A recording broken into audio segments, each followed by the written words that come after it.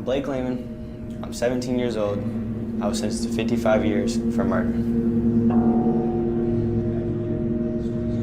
My name's Ireland McKeegan. I'm 16 years old and I got sentenced for 10 years for robbery. I'm Marquise Lee. I'm 18 years old, and I got 15 years for aggravated battery.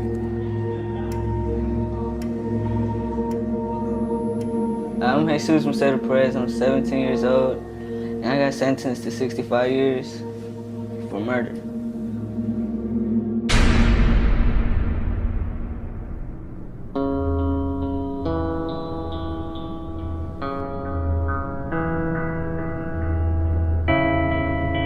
This is Wabash Valley Correctional Facility in the American state of Indiana.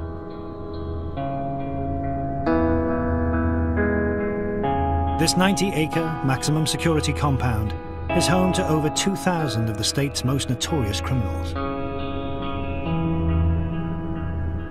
The convicts are imprisoned by a 15-foot high fence topped with razor wire, a secondary electrified fence, 6 guard towers, and over 750 staff.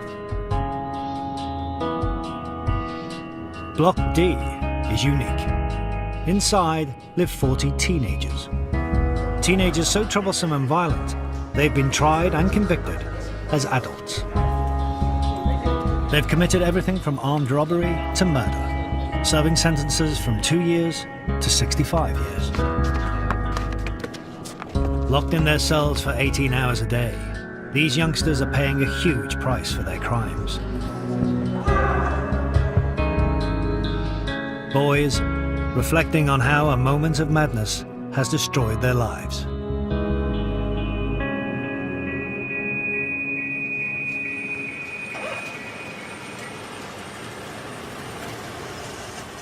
"9 a.m.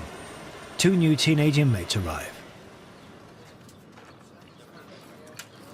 Children are tried as adults when they've repeatedly reoffended in the youth system, or their crime is considered so horrific that an adult maximum security prison is deemed the only answer.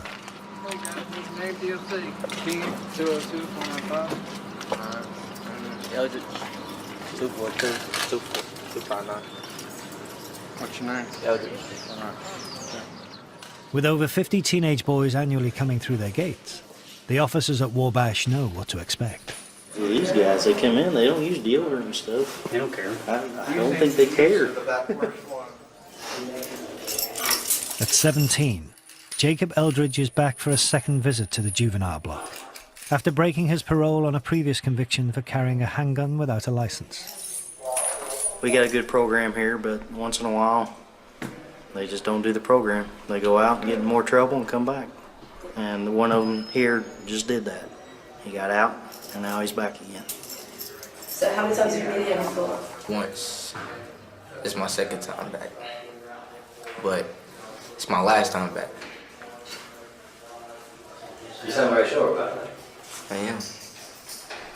Looking at the camera. The other new inmate's story is typical of the youngsters at Wabash.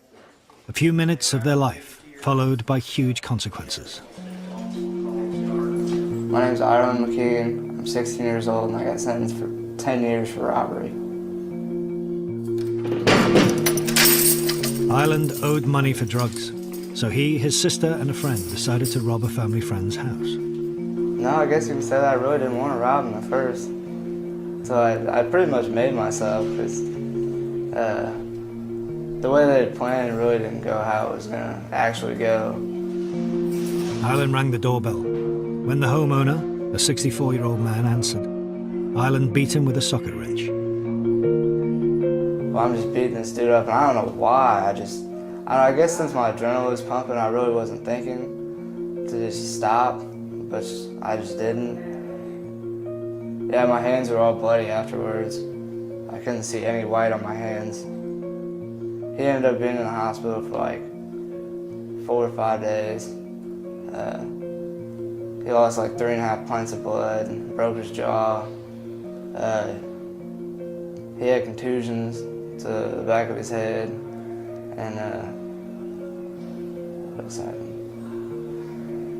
I think that's about it.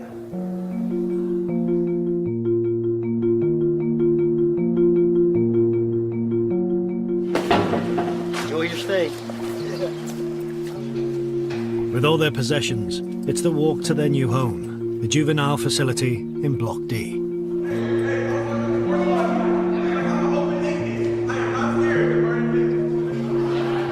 Completely separate from the adult prisoners, these 40 teenage criminals eat, sleep, and learn in this one unit.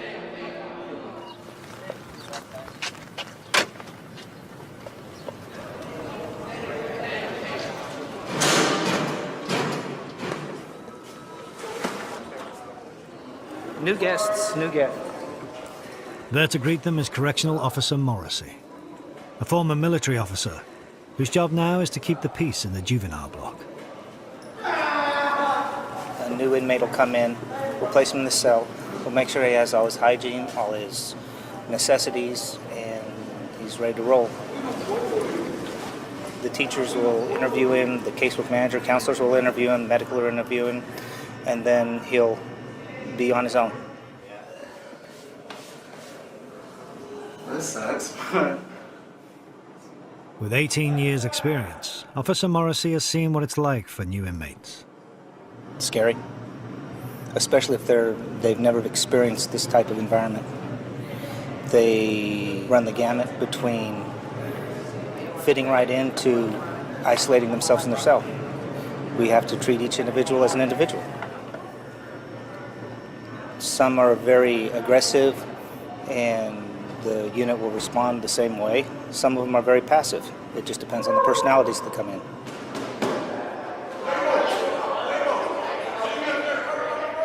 They all seem alright, you know. They all said hey and what's up, so you know, it seemed pretty cool so far, so we'll find out. I want to go home with my family and get an education and just go home. That's a big reason why I want to kind of, you know, stay out of trouble while I'm in here and do good and get out.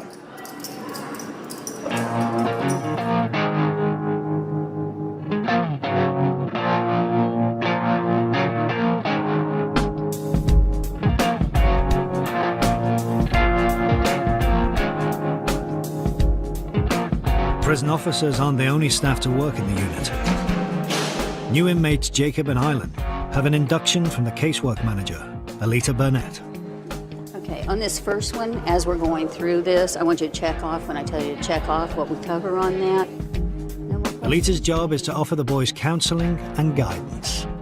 It'll be a good opportunity because we have some really great teachers here. These kids are not coming from a healthy place, period.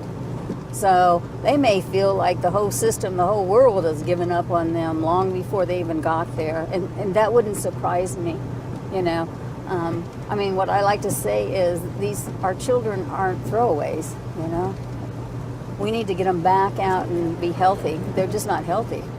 This is all the rules and regulations. I really want you guys to read through these because ignorance of these rules and regulations is no excuse for conduct, just like ignorance of the law is no excuse. I try to be firm, fair, and consistent with all of the kids, and a lot of them, they don't like to displease me and, you know, that type of thing, but I don't know if I want to be called the mama. That's a lot of babies to have to take care of in there.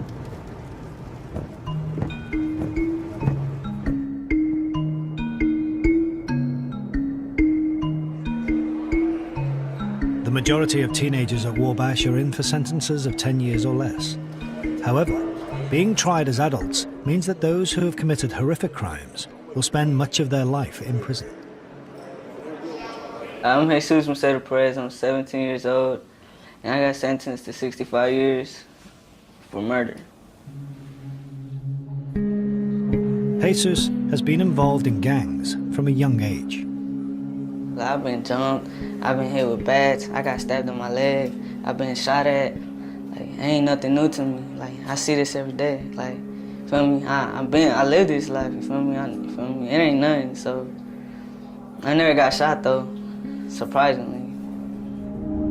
One June evening, out driving with friends in his hometown of Elkhart, he spotted a rival and an argument began. He was throwing gang signs or something, and he stood like, I don't know, he said something. I got possessed or something, like something came over me.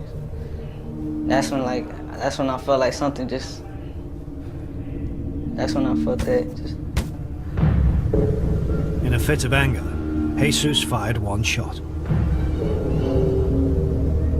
Yeah, I seen his face too, like, I remember seeing him like, you know, a surprise face.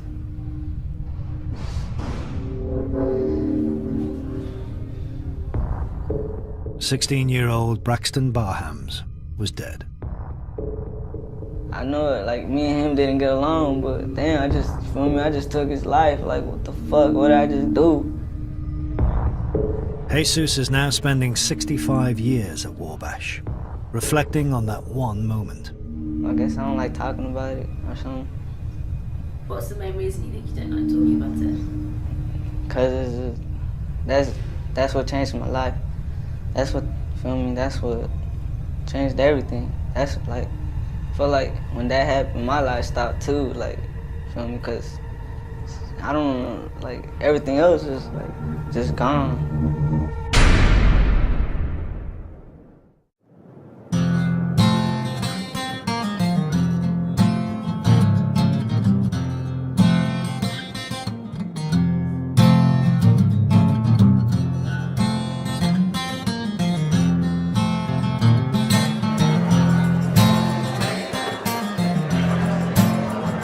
Teenagers at Wabash get 1 hour of recreation in the morning and 1 hour in the evening. Part of the staff's philosophy not to punish, but to rehabilitate. You with me, bro? Hell no! If you have just punishment and no rehabilitation, then you're doing nothing. You're just housing people, and you know, you're not helping them turn around, and then you're going to dump them back onto society. So basically, you just shot yourself in the foot, because they're going to go out and be the very same they were when they come in, and maybe worse. I'm tired of being locked up. I'm in the penitentiary. Ain't got no money on my books and I'm so hungry. Man, I'm locked up.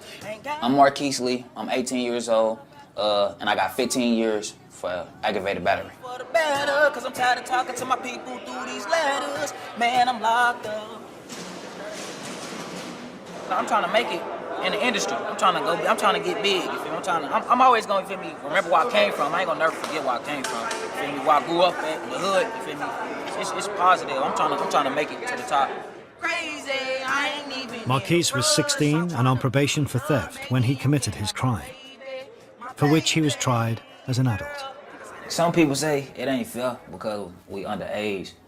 But then again, I'll be like, you feel me, we did you ever heard of the saying, you feel me, you do the crime, do the time, you feel me? So that's why I'm like, you feel me, I did it, so, I mean, I'm owning up to what you feel me? They charged me like I was a man, I'm gonna step up like a man and do my time. The victim had assaulted Marquise's mother, so he decided to get revenge with his accomplices, his uncle and mother. Excited. I was just trying to get to him. I was ready to get to him more than what I already did. I just wanted him. I wanted him to know, like, for me, he had the right one this time. Like he messed up. I wanted him to know that, like, yeah, you're not finna get away with this. So I'm finna get you.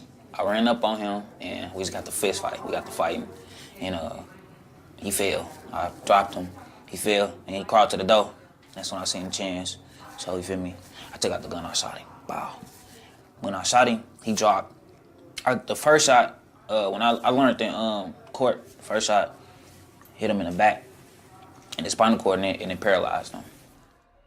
His uncle then also fired. The victim died at the scene. He got what he deserved. That's how I was feeling. Like, you feel me? If he did, he did. If he just got shot, he feel me? He deserved what I gave him. You feel me? He shouldn't have hit my mama.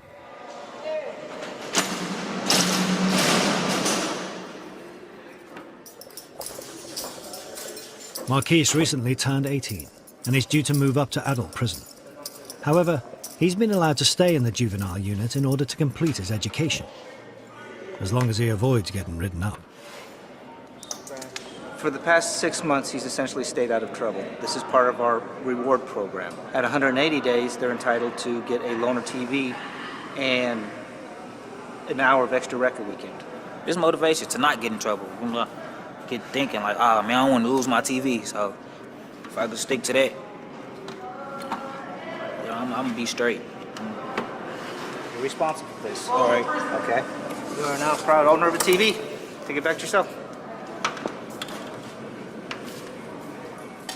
Dealing with children here is different from the adults because you do tend to adopt a parental role. I don't know all their stories. I don't know all their home lives. I don't know if they think of me as a father. I think some of them do.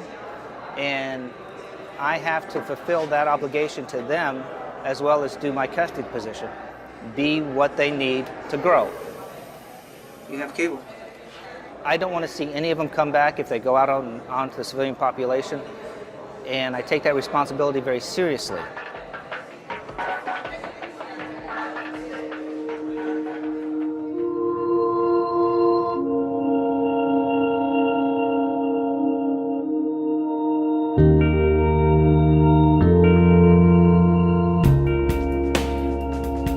From reward programs through to mandatory schooling, the staff inside the juvenile unit of Wabash attempt to provide as stable a life as possible for the boys in their care.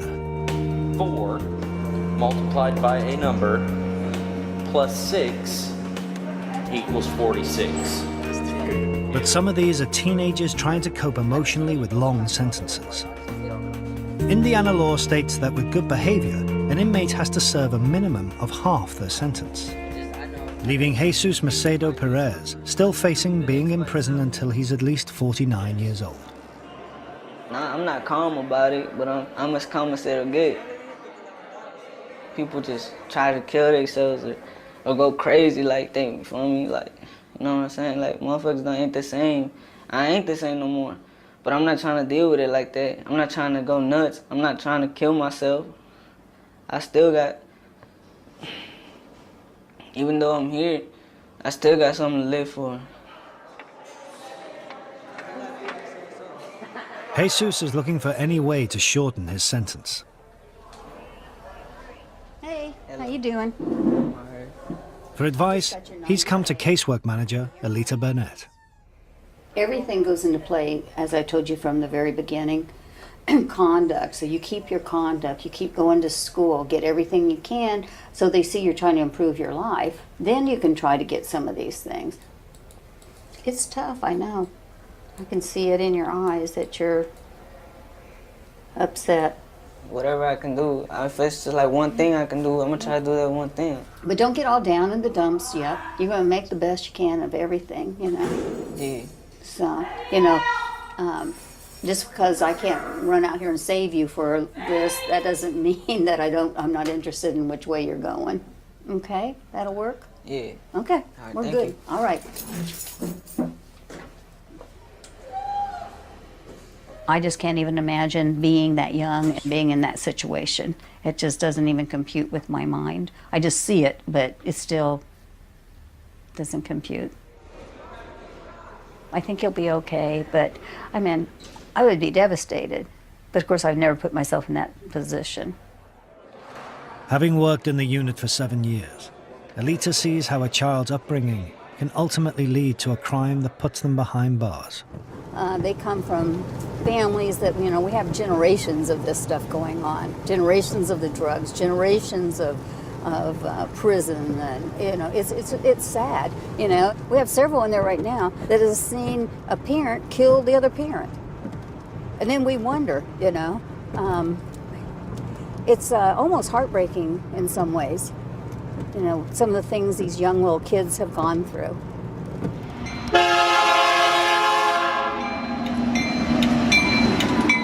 Jesus is from Elkhart in northern Indiana. His father left home when he was a toddler. And the things I remember about my dad, they were not good memories. I remember him on top of my mom. He was hitting her, and I couldn't take it no more. I grabbed something and I hit him in the head with it, and I was young, and then like he hit me, and I flew across the room, and I just remember that part.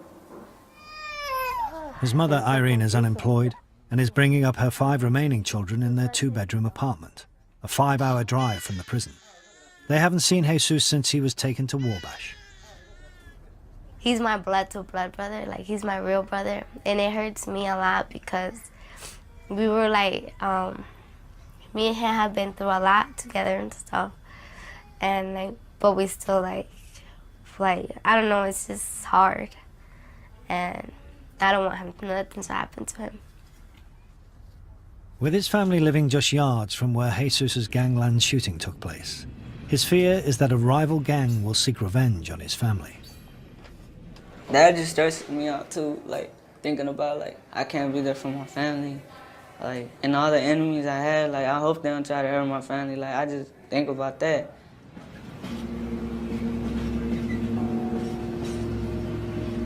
But it's not just on the outside where his gang life can catch up with him. Officers have caught Jesus carrying a letter containing gang-related material. It never surprises me what these guys try to get away with. It's some of them who are facing life sentences. You know, really, what do they have to lose? I mean, they've already lost their life or possibility of life out on the streets. So now it's just up to them as to the type of quality of life that they want to have. And a lot of them get persuaded with the gang activities, thinking that that's going to give them more creature comforts here inside. But eventually it catches up to them. Do you want me to read all this to you? No, I don't even care for it. You understand what it is? Yeah, STG. Many of the teenagers at Wabash joined gangs at a young age. Some of them are not getting nurturing the way that they need to have it. And so they get into a gang. Everybody wants to belong, and then they'll get them when they're very, very young. You know, they just want to belong to something, and a lot of them get pulled in. How do you plead? Guilty. Guilty? For Jesus, this is his first write-up. In prison more than ever, gang membership is hard to escape. Probably one of the hardest things you can do is get out of a gang. Because the only way you really do get out of a gang is, feel me, you know, death. Shit. Cause, I don't know.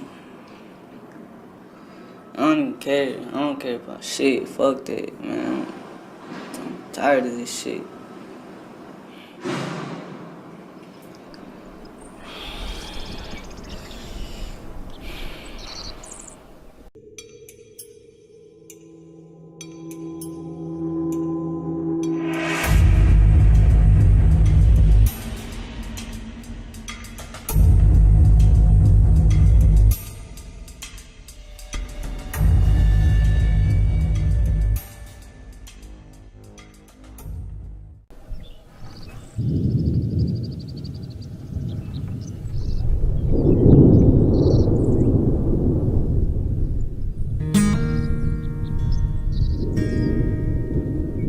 While many of the teenagers at Wabash have absent fathers, many of them are fathers themselves.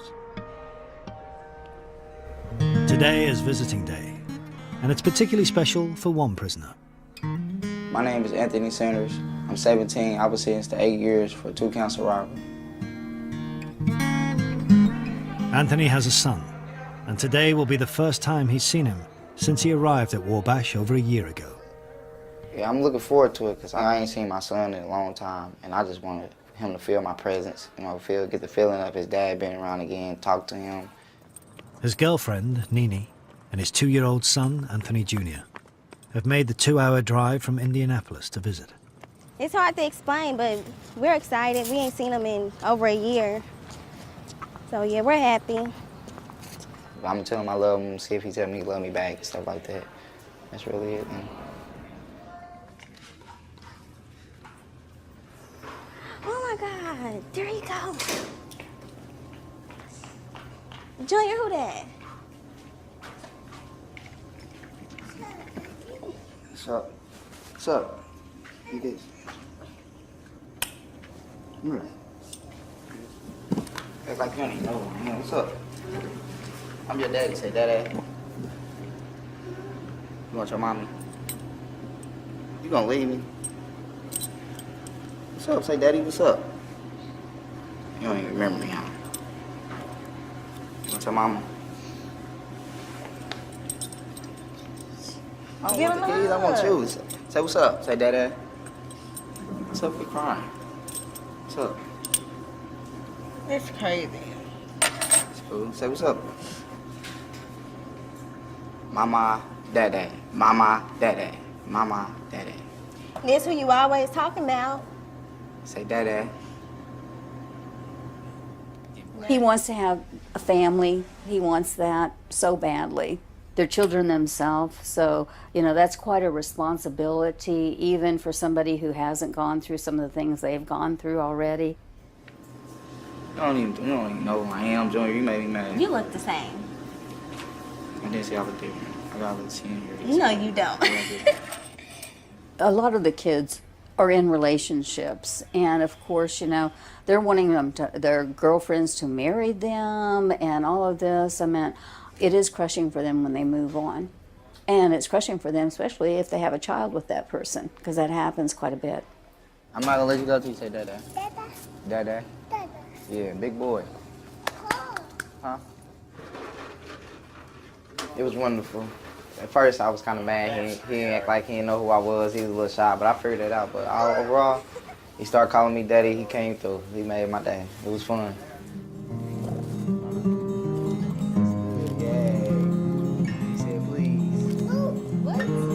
Made me feel real good. Made me feel like a father. What does that feel like? Make you feel like you're important. You know what I mean? Let me know I really do got some people that love me. Because when you ain't got too many people out there at home, when somebody looking up to you, it make you feel important in some type of way. Make me feel good. Man. Bye, Daddy. Say love you. I love you too. Like, if he made my day, I'm ready to go back to my room and just chill. Yeah.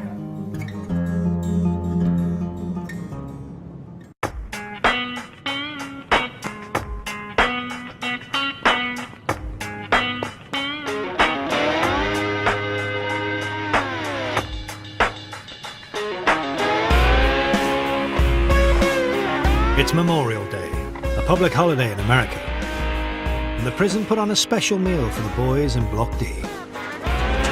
They are getting extra food, extra calories, special treats that they don't normally get throughout the week. What is on the menu today? We have barbecue chicken, seasoned corn, tossed salad dressing, and fruit drink. Hey, chicken look burnt. Salad always look good. Corn cool. You know what that's supposed to be? What is it supposed to be, Kim? Strawberry shortcake. Strawberry shortcake. Oh, man. It's supposed to be. What you think about your tray, bro?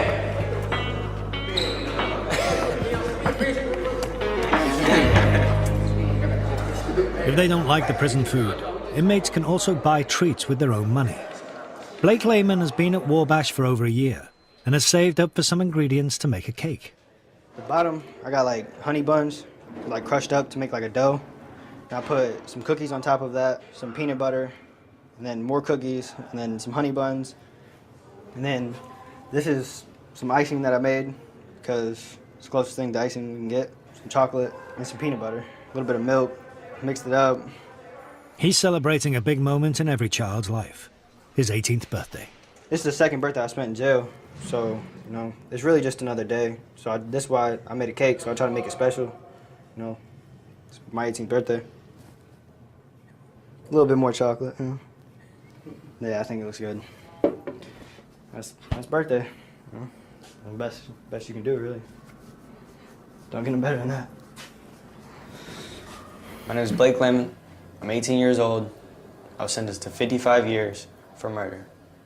1, 2, 3. Happy birthday to you.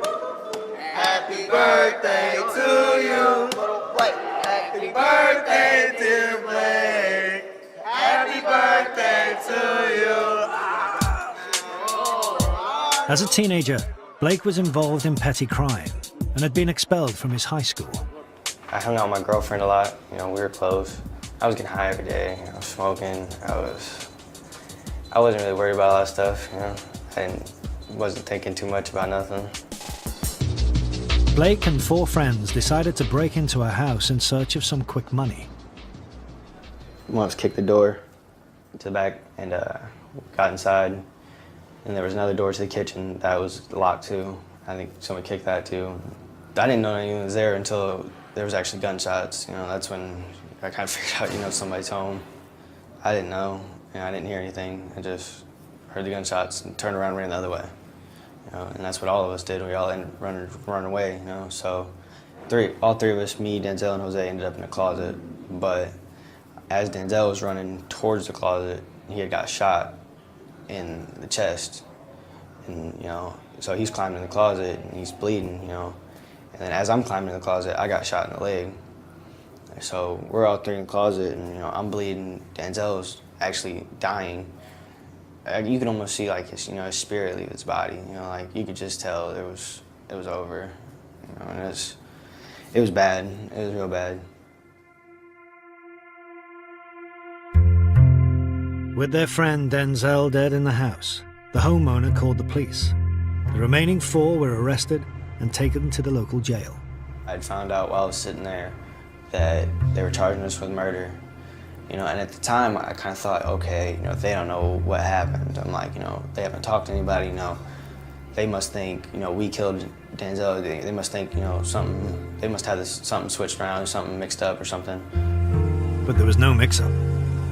Under Indiana law, if someone dies during a burglary, all those breaking in can be held accountable.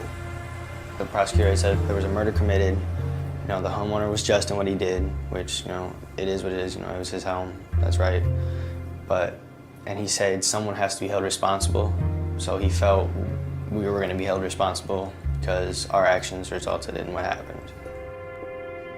The jury found the 4 guilty of murder. Blake was given 55 years behind bars. Time to reflect on how it had gone so badly wrong. My biggest regret about that day is the whole day. I mean, hell, I should have just went home.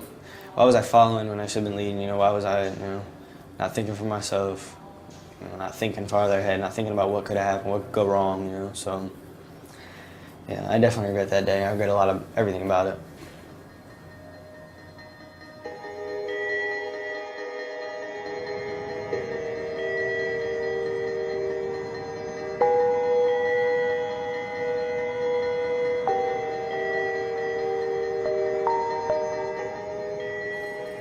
There's been an incident in the youth block. Marquise Lee is charged with assaulting a custody officer and is about to go through the disciplinary process. The previous evening, Lee threw liquid at another offender, which also hit the night shift custody officer. I know it may not sound serious, but it is very serious. If they throw liquid or anything else or any assault to staff, if we would not take that seriously, we would be assaulted all the time. Can you tell me what happened? He told it the best. I mean, you feel me? So you threw it on offender Buchanan and it hit the officer. Yeah. If it's urine and all of this, and you throw it at somebody, it could contain viruses. So it's very serious. Tell me how you're going to plead. I'm going to tell you right now, you're probably not going to stay in here. What? You're 18 years of age, and I can't have you, even whether you meant to do it or you were playing around. I can't have you doing that on a youth unit. You're 18, right? Yeah. So how you going to plead? I don't get how I supposed to plead. Guilty or not guilty? Guilty or not guilty? Oh, yeah, I plead guilty. I did it. Okay.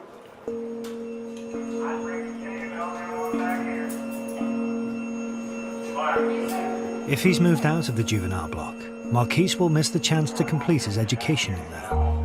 I'll get it if I intentionally meant to do it, you feel me? Meant to get it on the CO, but I didn't, you feel me? And that's for me. I don't know, man. It is what it is.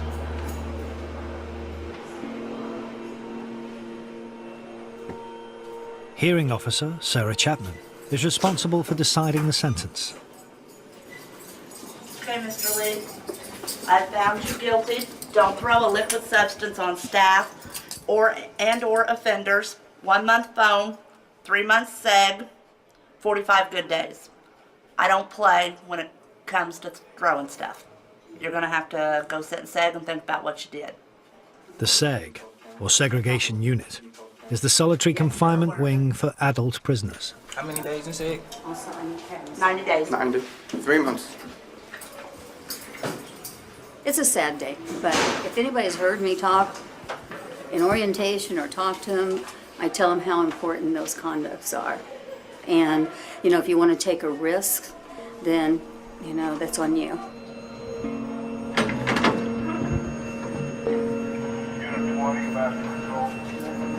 He was on this unit even though he was 18 years old. He has been moved to an adult unit where he will be treated as an adult. He is not being segregated from the other influences like he would be over here. Therefore, even though he is in a cell by himself, he will still be influenced by the voices and the comments of those around him. Over here, we tend to try and shield them from that as much as humanly possible. Over there, the shield's gone. They make a mistake, it doesn't surprise me.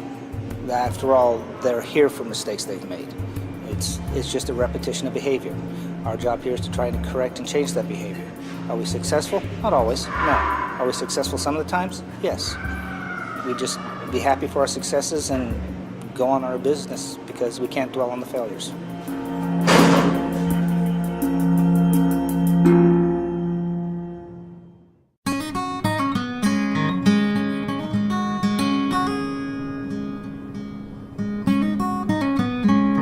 One of the goals for the boys at Wabash Valley Prison is to complete their high school education. 18-year-old Blake Lehman recently took his final exams. I have some good news for you. Yes, you passed your high school equivalency. Congratulations. Thanks, man. Yeah, no problem. No problem. Good work. All right? Thanks, man. So maybe you can move forward from here, right? Yep. That's fine. Okay. Good work. Appreciate it. Yeah, thanks for coming down. What does that mean to you? Like, I don't know. It means I got an education now. I don't know. I'm happy though. I failed the first time, so you know, I'm just glad I got it done. With his schooling complete and having turned 18, Blake is now eligible for the next stage of prison life, the adult wing, where he could spend the next 53 years. You hear all these stories and stuff like that. I see it for myself. And like I said, I got a lot of time to do. I could sit over here till I'm like 21 or something like that. I don't want to do that. You know, I'm gonna have to go to the general population eventually. I'm gonna have to go to the adult block eventually. So you know, get it out the way. Let's go. Blake's mother, Angie, visits every 2 weeks. She is in less of a hurry for Blake's move. I'm nervous about him going to the adult side. I know he's got his couple buddies over there that are waiting, but I just know that there's a lot of grown men over there that have actually committed murder and horrifying crimes. Hi, honey. I miss you. Oh. She's come with Blake's brother, sister, and girlfriend to see him for the first time since his 18th birthday. Oh, yeah, that's right. As well as bringing up her other 2 children and holding down a job working with people with disabilities, Angie's had to deal with the stigma attached to being the mother of a convicted murderer. I've heard things, such negative things through the last year. Even us parents should have been convicted, or we should have been charged, things like that.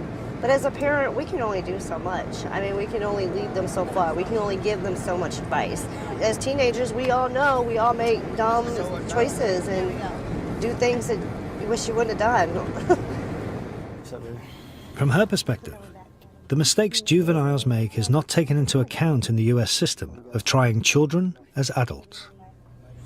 I think we have a juvenile justice system for a reason. I think all juveniles should be charged as juveniles.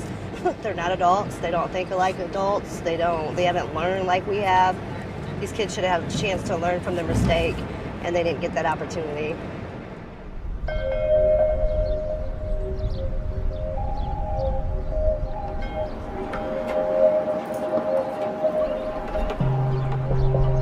For Blake and other teenagers at Wabash, such as Jesus, at the beginning of sentences longer than their life so far, hope of release is something to cling on to. Being locked up for this much time, I want to find out things I can do. I know there's something out there. At least give me some time cuts or something like. The prison library could help Jesus find an answer. Adult prisoners work as clerks to help guide fellow inmates through the complex US legal system. how can I learn about this like that and this? His murder charge, combined with his gang activity, meant he was looking at a sentence of 130 years. So he took a guilty plea in court, in return for a reduced sentence of 65 years. So basically, this is your first step trying to do anything about a PCR. You know what a PCR is for, though, right? I know it stands for post-conviction relief. It's to reduce your sentence. So. It can reduce your sentence and get your sentence overturned. It can be anything. Go back and get you retried. You know what I mean? But I took a plea, so it doesn't matter though. Oh, plea? Yeah. Well. I don't hold a lot of hope that he's going to get a shorter sentence out of this. Nobody's going to get him out of here in a year. Nobody's going to get him out of here in 2 unless they overturn his whole case. It's just not going to happen. Every prisoner, whatever age, whatever crime, has to come to terms with the consequences of their actions. I regret everything I did. I regret making money, even though it was good. I regret making money the bad way. I didn't realize it was affecting people. It was affecting people that were addicted to drugs. I don't know, stuff like that. I guess I was too young to realize I'm 17. I was 12, 13, 14, 15. I hate myself for what I did. And I understand why people hate me. I get it. I know why. I feel them. I hate myself too.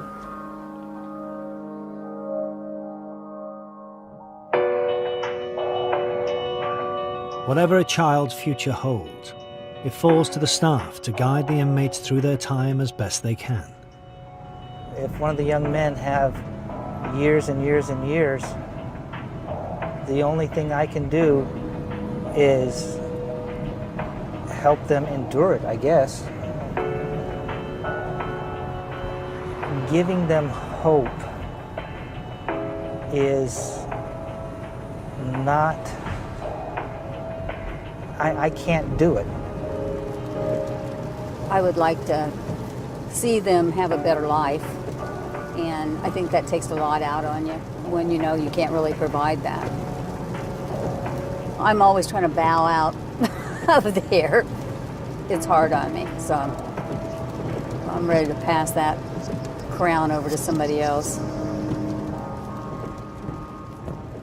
I'm tired of being locked up. I'm in a penitentiary. Ain't got no money on my books and I'm so hungry. And I'm locked up. Ain't got no money on the phone. My back against the wall and I'm all alone. Man, I'm locked up. See, this right here gon' change me for the better. Cause I'm tired of talking to my people through these letters. Man, I'm locked up. Being locked up in this room driving me crazy. And my brain is getting lazy. Man, I'm locked up. I'm in a penitentiary. Ain't got no money on my books and I'm so hungry. And I'm locked up. See, this right here gon' change me for the better. Cause I'm tired of talking to my people through these letters. Man, I'm locked up.